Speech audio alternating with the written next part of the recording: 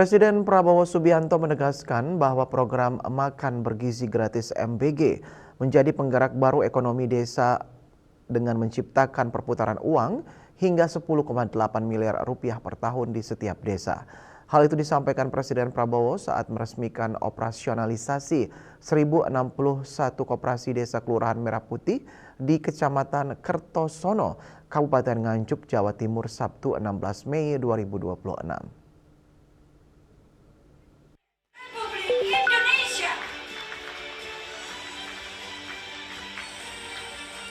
Presiden Prabowo Subianto menegaskan bahwa program Makan Bergizi Gratis MBG menjadi penggerak baru ekonomi desa dengan menciptakan perputaran uang mencapai 10,8 miliar rupiah per tahun di setiap desa.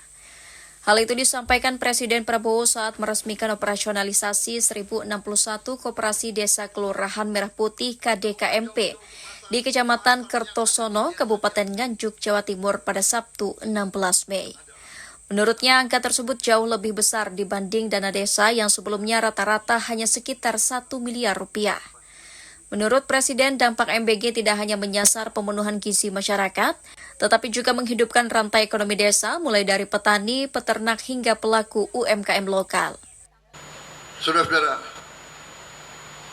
satu desa 10,8 miliar beredar di situ.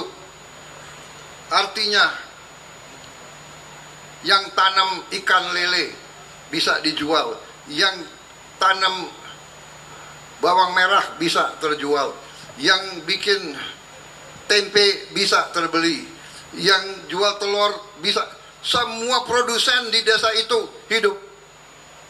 Dan kita bisa patahkan biaya logistik. Meski begitu, Presiden mengakui pelaksanaan program berskala besar tentu menghadapi berbagai tantangan dan persoalan yang harus terus dibenahi. Prabowo juga mengingatkan seluruh unsur pemerintahan agar menjaga integritas dan tidak menyalahgunakan kewenangan.